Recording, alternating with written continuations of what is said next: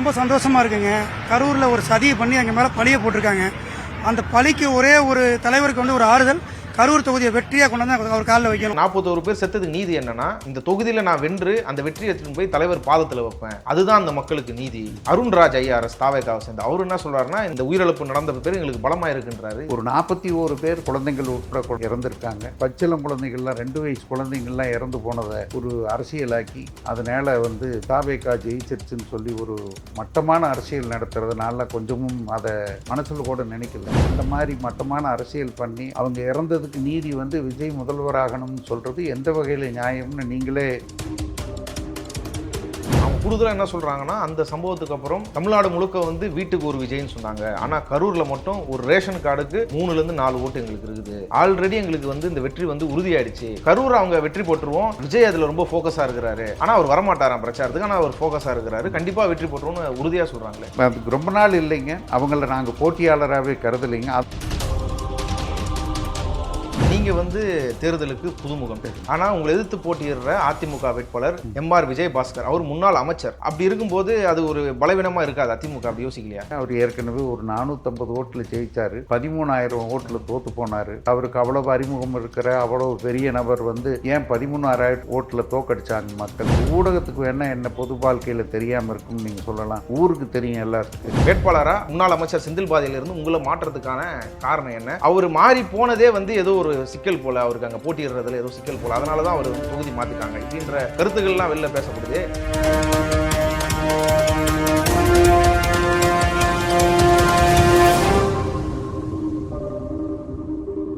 Tribes நேயர்களுக்கு வணக்கம். இன்றைய நிகழ்ச்சியில் நாம் சந்திக்க இருக்கும் சிறப்பு விருந்தினர் கரூர் சட்டமன்ற தொகுதிக்கான திராவிட முன்னேற்ற கழகத்தின் வேட்பாளர் திரு ஆசி தியாகராஜன் அவர்கள். வாருங்களோட பேசுவோம். சார் வணக்கம்.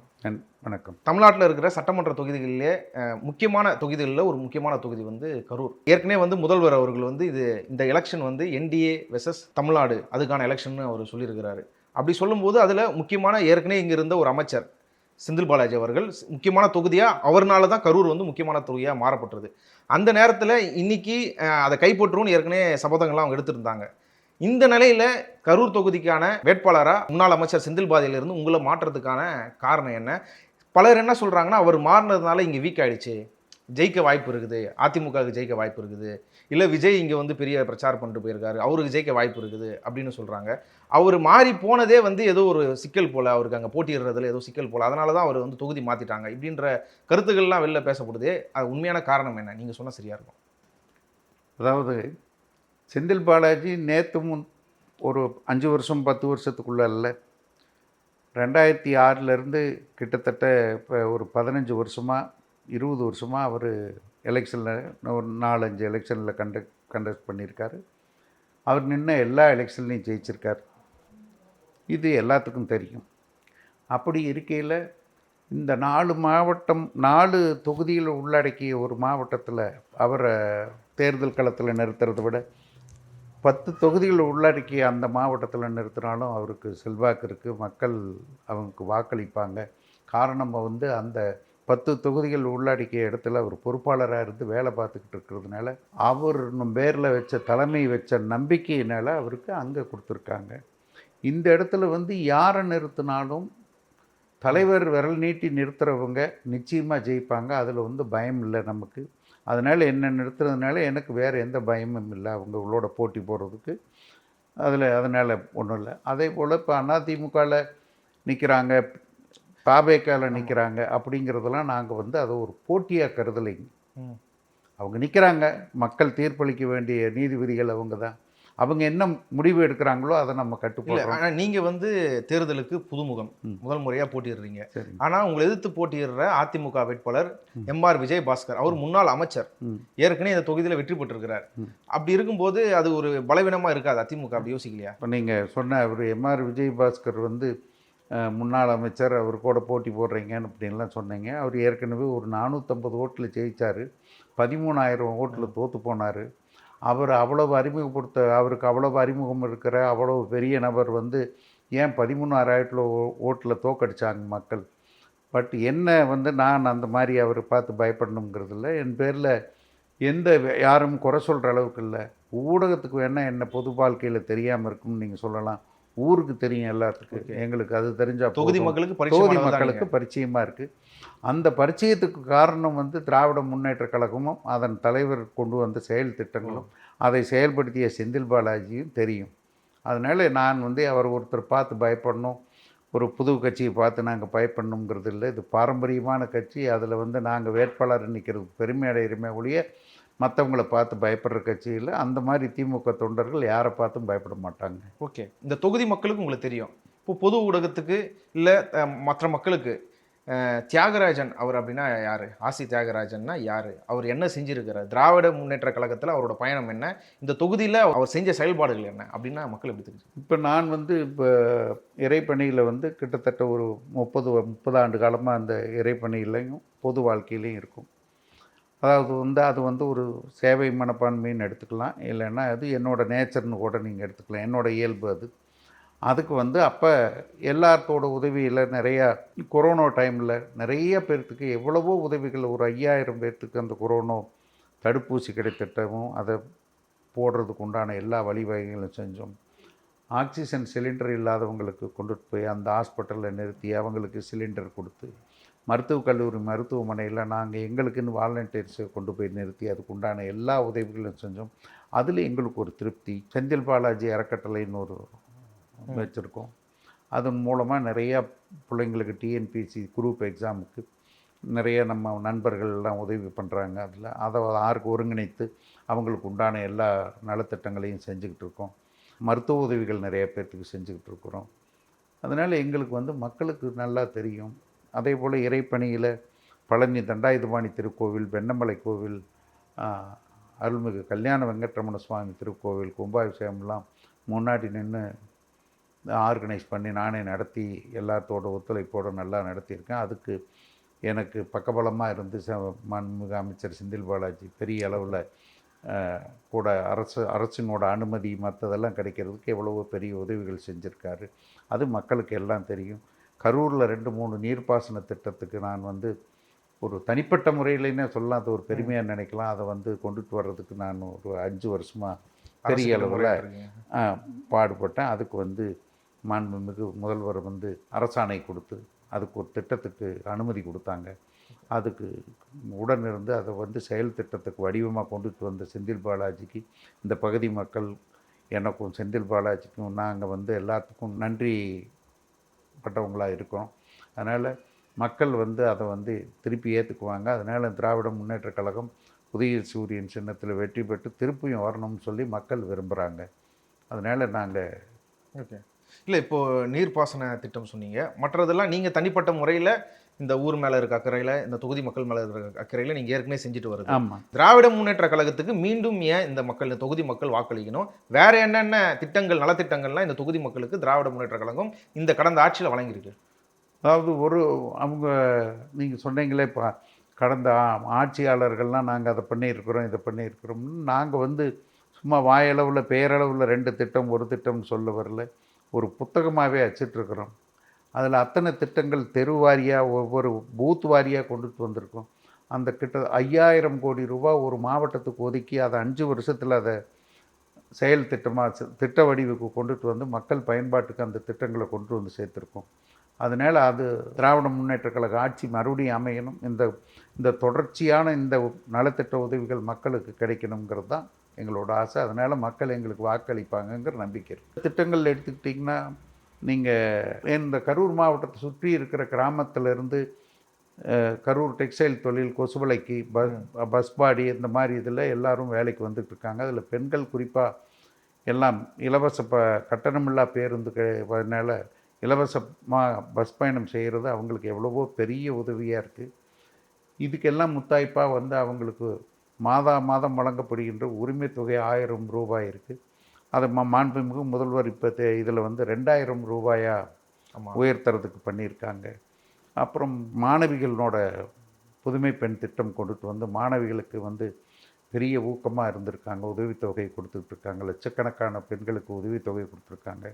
அது மூலம் வேலைக்கு போனவங்க எத்தனையோ பேர் இருக்காங்க, அதெல்லாம் உங்களுக்கு தெரியும். இப்போ திட்டத்தில் வந்து மகளிருக்கு தங்குமிடிகள் இப்போ திட்ட வடிவம் கொண்டு வந்திருக்காங்க. அது கரூருக்கு வர்றதா இருக்குது. இந்த மாதிரி மகளிருக்கு நிறையான திட்டங்கள் கொண்டுட்டு வந்துட்டுருக்காங்க. புதுமை திட்டம், சிறார்களுக்கு காலை உணவு திட்டம், அது இப்போ சின்ன குழந்தைங்களுக்கு வந்து இப்போ 8வது வரைக்கும் படிக்கிறவங்களுக்கு காலை உணவு திட்டம் கொண்டு வந்திருக்காங்க. கரூர் மாவட்டத்தில் ஒரு கலைக்கல்லூரி, வேளாண்மை கல்லூரி இது மாதிரி அமைக்கிறதுக்கு எல்லாம் திட்டங்கள் இப்போ தான் வந்திருக்கு. அதனால் கரூர் மாவட்ட மக்கள் எங்களை வந்து அங்கீகரிக்கிறாங்க. அதனால் அந்த அங்கீகாரம் எங்களுக்கு தொடரணும்னு சொல்லி அவங்ககிட்ட வாக்கு கேட்குறோம். அதுக்கு அவங்க வாக்களிப்பாங்க. ஓகே. நீங்கள் இதுக்கு முன்னாடி இந்த தொகுதியில் நீங்கள் ஆற்றின பணியெல்லாம் சொல்லும்போது நீங்களும் முன்னாள் அமைச்சர் செந்தில் பாலாஜி அவரும் கூட இருந்தார், அவர் வழிகாட்டினார், நாங்கள் 2 பேரும் சேர்ந்து செஞ்சுக்கோன்னு சொல்கிறீங்க. உங்களுக்கும் அவருக்கும் என்ன நெருக்கம்? 2 பேரும் எப்படி இந்த பயணத்துக்குள்ளே ஒன்றானீங்க? சொல்லப்போனால் அவர் வந்து என்னோட சகோதரர் முறையாகுது அவங்க. ஓகே. அவங்க எல்லாம் நாங்கள் வந்து ஒரு சகோதர முறை உறவு முறையில் இருக்கோம். அவங்க ஆரம்ப காலத்தில் அரசியலுக்கு உள்ளார வந்ததுலேருந்து நான் அவர் கூட அதான் சொல்லணும்னா என்னால் அவங்களுக்கு முடிஞ்ச உதவிகள், அவர் வெளிக்கொண்டு வர்றதுக்கு நம்ம என்னென்ன உதவிகள் எல்லாம் பண்ணணும். அவர் அசாத்திய திறமை, அவரோட செயல் திட்டங்கள், அவரோட அணுகுமுறை, மக்களிடம் இருக்கிற அணுகுமுறை அவரை வந்து மேலே கொண்டுட்டு வந்துச்சு, அமைச்சர் வரைக்கும் உயர்த்துச்சு. அதனால் நாங்கள் தொடர்ந்து அந்த இதில் பயணம் பண்ணிக்கிட்டு இருக்கோம். அந்த பயணத்தில் இது வரைக்கும் எங்களுக்கு தோல்வியே இல்லை. அதனால் இனிமேல் எங்களுக்கு தோல்வி வர்றதுக்கு வாய்ப்பு இல்லை. தமிழகத்தில் புதுசாக கட்சியை தொடங்கியிருக்கிற முன்னாள் நடிகர், இப்போ வந்து தாவேகா கட்சியோட தலைவர் விஜய், அவர் வந்து கரூரில் ஒரு கூட்டம் நடத்தினார் கடந்த வருஷம். அதில் வந்து ஒரு ஸ்டாம்பேடு ஏற்பட்டு 41 பேர் வந்து உயிரிழந்தாங்க. அதை மீண்டும் வந்து அதை வந்து திராவிட முன்னேற்றத்தின் மீதான பழியாக வந்து அவங்க போட்டுட்ருக்குறாங்க. இன்னைக்கு வேட்புமனு தாக்கல் செஞ்சுட்டு இந்த தொகுதியோட தாவேக்காவோட வேட்பாளர் மதியழகன் அவர் கொடுத்த பேட்டியில் என்ன சொல்கிறாருன்னா, திமுக வந்து தாவேக்காவை சூழ்ச்சி செஞ்சு பழி வாங்கிடுச்சு, மக்களுக்கு இது வந்து தெரிஞ்சிடுச்சு, இதுக்கு நீதி என்னன்னா 41 பேர் செத்ததுக்கு நீதி என்னன்னா இந்த தொகுதியில் நான் வென்று அந்த வெற்றியை எடுத்துகிட்டு போய் தலைவர் பாதத்தில் வைப்பேன், அதுதான் அந்த மக்களுக்கு நீதி அப்படின்னு ஒரு ஸ்டேட்மெண்ட்டை சொல்கிறாரு. அது மட்டும் இல்லாமல் அவங்க அருண்ராஜ் ஐஆர்எஸ் தாவேக்காவை சேர்ந்து அவர் என்ன சொல்கிறாருன்னா, இந்த ஸ்டாம்பேடுக்கு அப்புறம் எங்கள் கட்சி வந்து பலமாக இருக்குது, இந்த உயிரிழப்பு நடந்த பேர் எங்களுக்கு பலமாக இருக்குன்றாரு. இந்த கருத்தெல்லாம் எப்படி எடுத்து உண்மையாக இதுக்கப்புறம் வந்து தாவேக்கா பலமாக இருக்குதா? இங்கே அவங்க வந்து திரைப்படத்துறையில் இருக்காங்க. ஒருத்தர்னோட தனிப்பட்ட வாழ்க்கையை பற்றி நம்ம பேசுகிறதுக்கு வரல. ஒரு 41 பேர் குழந்தைகள் உட்பட இறந்துருக்காங்க. அதை வந்து ஒரு அரசியலாக்கி அதனால் நாங்கள் ஆதாயம் தேடுறோம், அதனால் நாங்கள் ஜெயிப்போம்னு இந்த மனசாட்சி உள்ள எந்த மனிதனும் இந்த நிகழ்வை வந்து ஒரு பேசும் பொருளாக கூட நினைக்க மாட்டேன். அவ்வளோ பெரிய துக்க சம்பவம் எங்கள் பகுதியில் நடந்துருச்சேன்னு நாங்கள்லாம் வருத்தத்தில் இருக்கிறோமே ஒழிய இதனால் எங்களுக்கு ஓட்டு வாங்கவும் அவங்களோட அந்த மாதிரி அது என்னன்னு சொல்கிறதுன்னு தெரியல, அந்த மாதிரி எண்ணங்கள் எங்கள் மனசில் கூட வராது. அது யாரும் எந்த மனிதனும் அதை ஏற்றுக்க மாட்டான். தாவேக்கால போட்டியிடுற நண்பர் மதியழகன் வந்து நீங்கள் வந்து பச்சிளம் குழந்தைகள்லாம் 2 வயசு குழந்தைங்கள்லாம் இறந்து போனதை ஒரு அரசியலாக்கி அதனால் வந்து நாங்கள் தாவேக்கா ஜெயிச்சிருச்சுன்னு சொல்லி ஒரு மட்டமான அரசியல் நடத்துறதுனால கொஞ்சமும் அதை மனசில் கூட நினைக்கல. அந்த மாதிரி மட்டமான அரசியல் பண்ணி அதுக்கு வந்து அவங்க இறந்ததுக்கு நீதி வந்து விஜய் முதல்வராகணும்னு சொல்கிறது எந்த வகையில் நியாயம்னு நீங்களே சீர்தூக்கி பாருங்கள். அந்த மாதிரி அது ஒரு தவறான எண்ணங்கள், அந்த மாதிரி பேச்சவே நான் ரொம்ப கொச்சையாக நினைக்கிறேன். அதனால் அவங்களோட நம்ம கம்பேரிசனுங்கிறது வந்து எங்களுக்கு இல்லை. அந்த நிகழ்வுனால நமக்கு ஒரு பதவி கிடைக்கும்னா அந்த மாதிரி பதவியெல்லாம் அது நிற்காது. கரூர் மக்கள் அதனால் எவ்வளோ பெரிய துயரத்தில் எத்தனை குடும்பம் பரிதவிச்சு போயிடுச்சு. இது வந்து உங்களுக்கு பார்த்தவங்களுக்கு தெரியும், எல்லாத்துக்கும் தெரியும். அந்த இது வந்து எப்படி சம்பவம் நடந்ததுன்னு அது கோர்ட்டில் இருக்குது. அது நம்ம போய் விமர்சிக்கிற அளவுக்கு நான் பெரிய ஆள் இல்லை. இருந்தாலும் என்னை பொறுத்தளவு நான் சொல்கிறது வந்து அந்த மாதிரி இதை வந்து அதை கம்பேர் பண்ணி பேசுகிறதே எனக்கெல்லாம் தவறாக நினைக்கிறேன். அவங்க கூடுதலாக என்ன சொல்கிறாங்கன்னா, அந்த சம்பவத்துக்கு அப்புறம் தமிழ்நாடு முழுக்க வந்து வீட்டுக்கு ஒரு விஜய்ன்னு சொன்னாங்க. ஆனால் கரூரில் மட்டும் ஒரு ரேஷன் கார்டுக்கு 3லேருந்து 4 ஓட்டு எங்களுக்கு இருக்குது. ஆல்ரெடி எங்களுக்கு வந்து இந்த வெற்றி வந்து உறுதியாயிடுச்சு, 20 நாள் நாங்கள் சும்மா பிரச்சாரம் பண்ணால் போதும்னு சொல்லி கரூர் அவங்க வெற்றி போட்டுருவோம், விஜய் அதில் ரொம்ப ஃபோக்கஸாக இருக்கிறாரு, ஆனால் அவர் வரமாட்டாராம் பிரச்சாரத்துக்கு, ஆனால் அவர் ஃபோக்கஸாக இருக்கிறாரு, கண்டிப்பாக வெற்றி போட்டுருவோம்னு உறுதியாக சொல்கிறாங்களே. அதுக்கு ரொம்ப நாள் இல்லைங்க, நம்ம ஒரு 20 நாள் இருக்குது, மக்கள் தீர்மானிக்கட்டும்.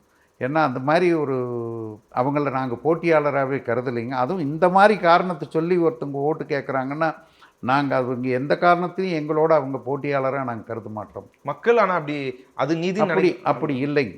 அது நீதியும் அல்ல, அது தர்மமும் அல்ல. அவங்க அந்த மாதிரி பேசுகிறது ரொம்ப தவறான செயலாக நினைக்கிறேன். அந்த காரணம் காட்டி நான் அதனால தான் எலெக்ஷன் நிற்கிறேன், வீட்டுக்கு ஒரு விஜய் அவங்க இருந்துட்டு போகட்டும்ங்க. அதை பற்றி நம்ம அதுக்கு அடுத்தவங்கள பற்றி நம்ம கேட்குறதுக்கு இல்லை.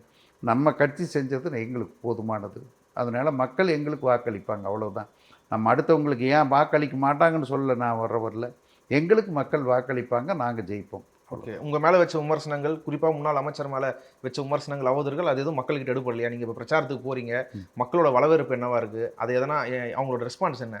நீங்கள் ஊடக நண்பர்கள் எல்லாம் பார்த்துருப்பீங்க எந்த அளவுக்கு இருக்குதுன்னு சொல்லி. இப்போ நடந்துக்கிட்டு இருக்கிற எலெக்ஷன் ஆகட்டும், அவர் இதுக்கு முன்னாடி நடத்தின கூட்டங்களாகட்டும், கோயம்புத்தூரில் அவங்களுக்கு கிடைச்ச அங்கீகாரமாகட்டும், அவர் அதை ஒன்றும் குறைவாக மதிக்கலை மக்கள். அதை யாரும், அது எல்லாமே நீதிமன்றத்தில் இருக்குது. அதை அவங்க அதை முடிவு பண்ணுவாங்க, அவ்வளோதான். ஓகே, திராவிட முன்னேற்ற கழகத்துக்கு இது உறுதியான ஒரு வெற்றி தொகுதின்னு எடுத்துக்கலாம். கட்டாயமாக அந்த நம்பிக்கை இருக்கிறதுனால தான் கரூர் மாவட்டத்தில் உள்ள 4 தொகுதியும் திருப்பி திராவிட முன்னேற்ற கழகத்துக்கே கொடுத்து இந்த நாளும் இப்போ 2வது முறையாக ஜெயிச்சு சாதனை பண்ண போகுது. அதை இந்த வாட்டியும் 4 திராவிட முன்னேற்ற கழகம் கட்டாயமாக 200 தொகுதிகள் ஜெயிக்கும். ஓகே, இவ்வளோ நேரம் உங்கள் நேரம் செலவழித்து நாங்கள் கேட்ட கேள்விக்கு பொறுமையாக உங்கள் கருத்துக்களை பகிர்ந்து கொண்டதுக்கு நன்றி. நன்றி.